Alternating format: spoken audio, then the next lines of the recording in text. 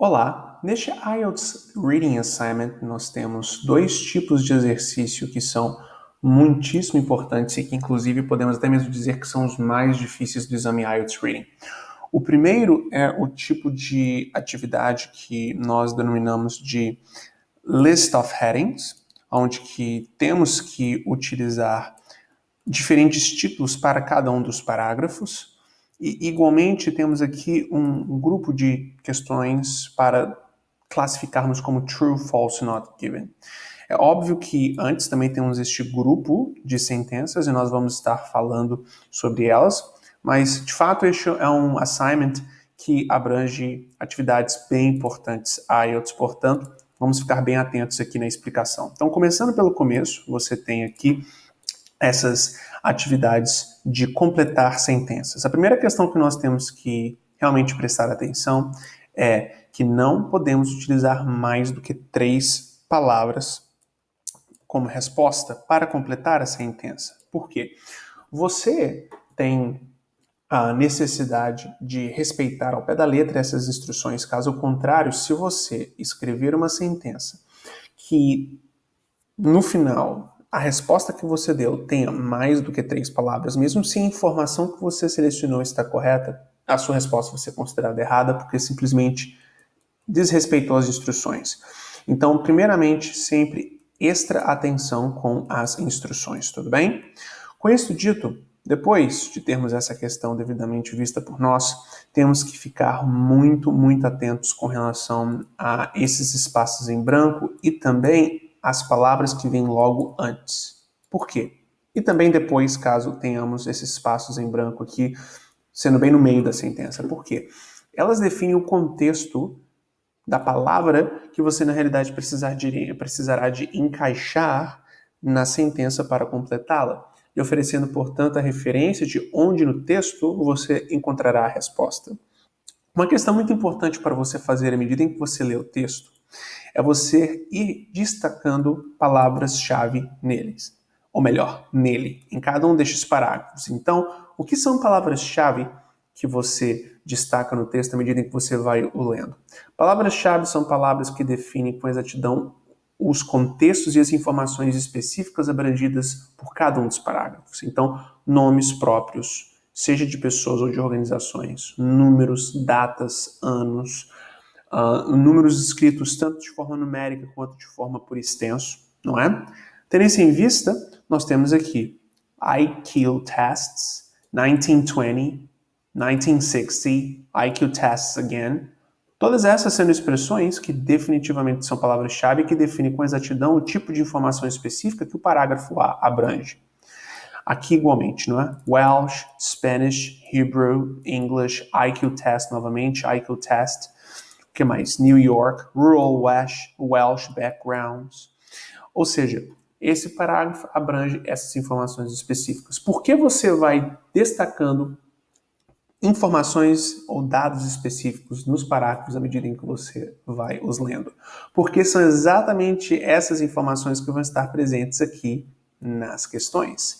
E, portanto, quando você encontra uma questão que possui em si, sendo abrangido um determinado tópico, e este determinado tópico foi destacado no texto por você através do destacar de palavras-chave, você consegue com muito mais rapidez encontrar a parte do texto que fala sobre o que você está buscando para responder a questão, evitando, portanto, dar tiro para o alto até encontrar a resposta para ela, e já indo de uma forma bem mais direta ao ponto, pelo menos na maior parte das vezes, para a parte do texto que compõe a resposta, que contém a resposta, aliás, e por consequência, o relendo até achar a resposta. Isso, no final das contas, então, ancora o texto às questões e te permite ir mais rapidamente às partes do texto onde você encontra as respostas para as questões, tudo bem?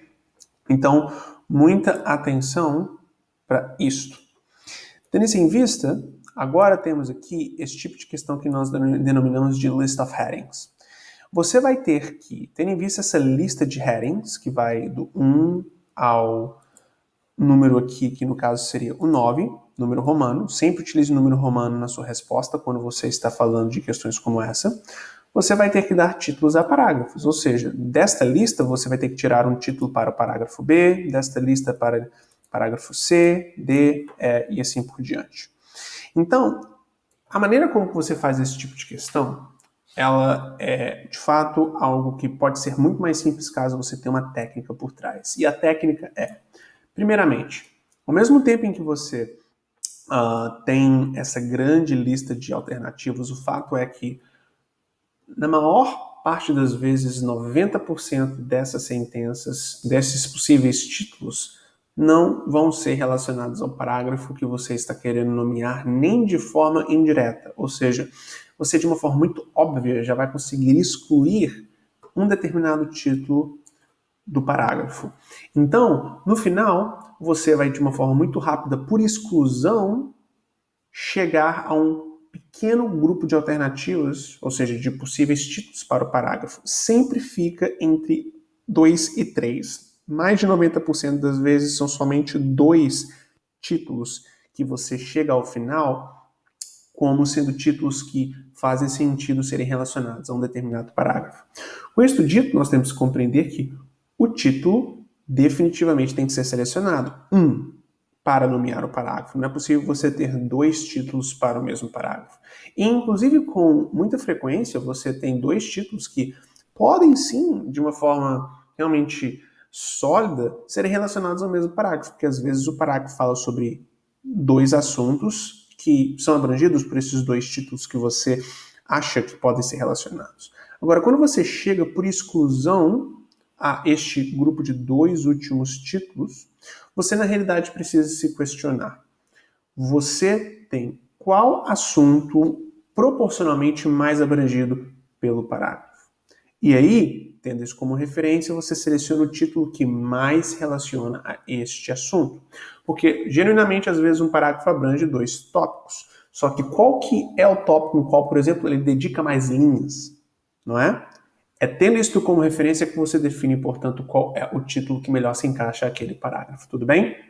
Tendo isso em vista, você na realidade também precisa de ser assertivo, ou seja, não se permita ficar se questionando de forma excessiva sobre qual é a melhor alternativa. Depois que chegar nas 2 últimas, a minha sugestão é vá com a sua primeira impressão. É óbvio que eu não estou falando para você fazer pelas coxas, por exemplo, fazer de uma forma não refletida a seleção, mas depois que a devida reflexão foi feita, você vai com a sua primeira impressão de alternativa correta, de título correto entre os 2 últimos que sobraram, para que assim, no final das contas, você flua no seu processo de realização do exame, tudo bem? E agora, por último, aqui nós temos o tipo de questão que nós denominamos de True, False, Not Given. True, False, Not Given é um tipo de questão que é 100% certo de estar no seu exame IELTS Reading. E é um tipo clássico de questão IELTS. Você tem sentenças, essas sentenças são paráfrases, não é? Em teoria, de coisas que foram ditas no texto. E você tem que fazer a classificação de cada uma dessas sentenças sobre o texto como sendo true, ou seja, a sentença está de acordo com a informação dada no texto, false, ou seja, a sentença contradiz o que é dito no texto, ou not given, ou seja, o texto não necessariamente menciona nenhuma informação que essa sentença abrange. Por isso, nós na realidade temos que prestar bastante atenção, porque o que é true é o mais óbvio. É uma sentença que é uma paráfrase de uma afirmação feita no texto e, por consequência, é simplesmente algo que o texto disse, só que com outras palavras. E, portanto, a maior parte das pessoas não tem dificuldade em identificar algo como true. Agora, a dificuldade ocorre principalmente quando estamos buscando diferenciar false de not given. Por quê?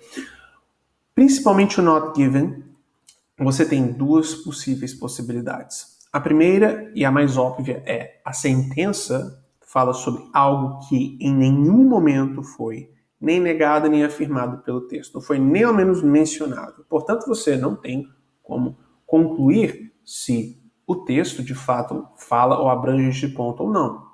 Portanto, quando você não tem como concluir, não foi nem diretamente abrangido pelo texto, você classifica como not given. Isso é o mais óbvio. Agora, existe um outro contexto de not given que não é tão óbvio, que é este.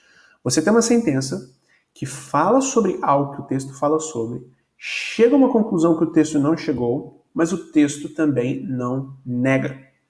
E é isso que na realidade é um ponto que pega muitas pessoas, porque você tem muito frequentemente uma sentença que fala sobre algo que o texto não fala, ou melhor, mais uma vez, fala sobre algo que o texto fala sobre, mas chega a uma conclusão que o texto não chegou, automaticamente sendo classificado pelo candidato como sendo falso.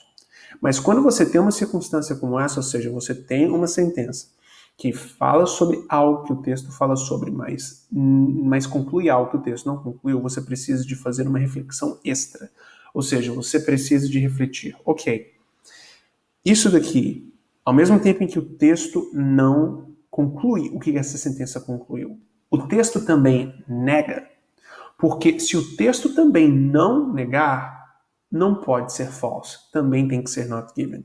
Porque se você tem uma sentença que é false, ela na realidade somente pode acontecer em duas circunstâncias. Ela acontece quando ou ela diz o exato oposto do que o texto diz, ou quando ela nega algo que o texto negou, ou o texto nega o que ela está dizendo. Então, ou quando é dito o oposto, ou quando há uma negação direta, ou seja, como aqui mesmo disse, a contradição, é falso. Agora, se o texto, se a sentença, aliás, fala sobre algo que o texto fala sobre, chega a uma conclusão que ele não chegou, tudo bem, você precisa de refletir um pouquinho mais e chegar à conclusão se o texto negou a sentença ou não, porque só pode ser falso se de fato for negado ou dito o oposto. E se não foi negado ou dito o oposto, é not given. Tudo bem? Então, muita atenção com relação a este ponto em particular. Eu lhe desejo uma ótima prática IELTS Reading.